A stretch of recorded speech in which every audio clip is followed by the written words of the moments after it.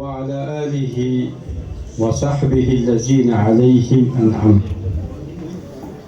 أما بعد، أيها المستمعون الأفاضل ورئيس الجامعة أدام الله ظله علينا إلى مدة مديدة، وسماحة الشيخ رفيقي المحترم شمس كمال أنجم حفظه الله ورعاه، وطلابنا الجامعة وضيوفنا المبجلون والمكرمون والمحترمون، السلام عليكم ورحمة الله وبركاته. اليوم لا أريد إطالة الكلام بينكم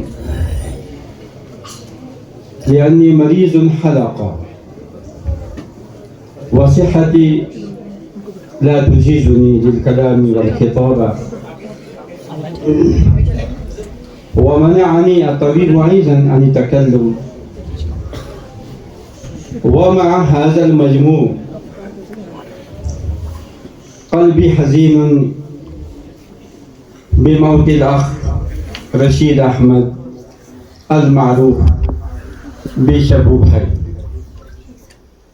أدعو الله ربي أن يغفر له خطاياه ويكفر عنه سيئاته ويدخله الجنة.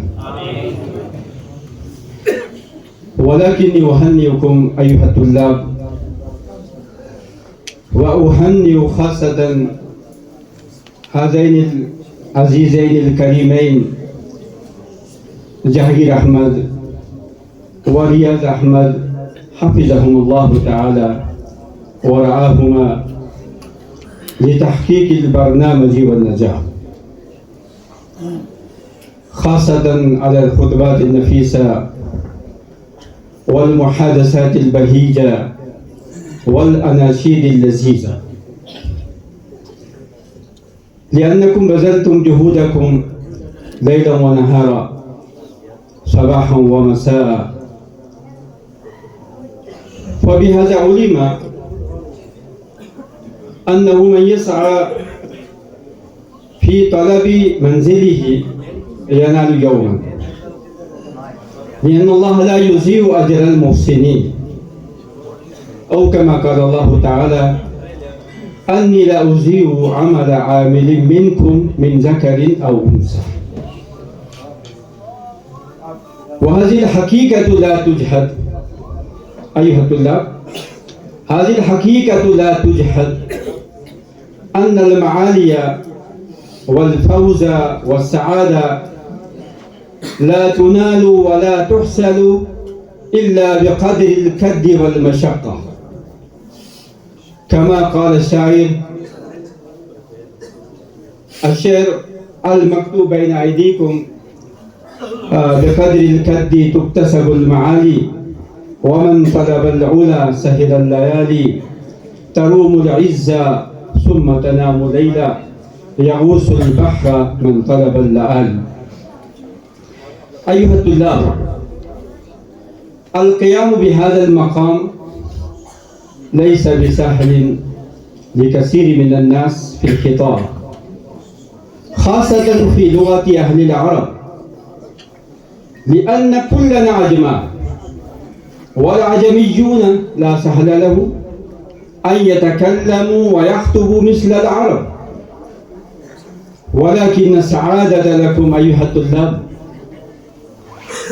لأنكم سعيتم وجاهدتم وبذلتم جهودكم في هذا الميدان وفزتم 100%.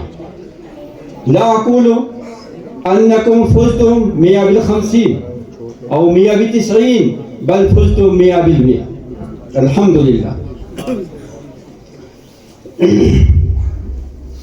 والحق أن الإنسان إذا عاهد نفسه على شيء لا يكون له أمر مانع ولا يسد طريقه أحد، ولا يسد طريقه أحد. فكيف يمكن لأحد أن يكون عقبة في طريقكم لأنكم فتية أيها الطلاب، أنكم فتية. وهل تعلمون من هو الفتى؟ من هو الفتى؟ الفتى في قول علي رضي الله تعالى عنه: كن ابن من شئت واكتسب أدبا يغنيك محموده عن النسب إن الفتى من يقول ها أنا ذا، إن الفتى من يقول ها أنا ذا ليس الفتى من يقول كان أبي. أيها الطلاب، الفتى هو سيدنا إبراهيم عليه الصلاة والسلام الذي قال عنه القرآن حين كسر الأصنام وسأل الملك النمرود عنه: من فعل هذا بآلهتنا إنه لمن الظالمين؟ قالوا: سمعنا فتى يذكرهم يقال له إبراهيم. قالوا: فأتوا به على أعين الناس لعلهم يشهدون. قالوا: أنت فعلت هذا بآلهتنا يا إبراهيم؟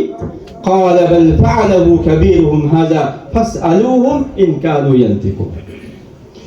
والفتى والفتية الذين دعا لهم شاعر المشرق المعروف بعلامة محمد إقبال رحمه الله تعالى في أبياته المشهورة المعروفة: शराब तुहन फिर पिलासा किया, वही जाम गर्दिश में लासा किया, मुझे इश्क के पर लगा कर उड़ा, मेरी खाक जुगनू बना कर बढ़ा।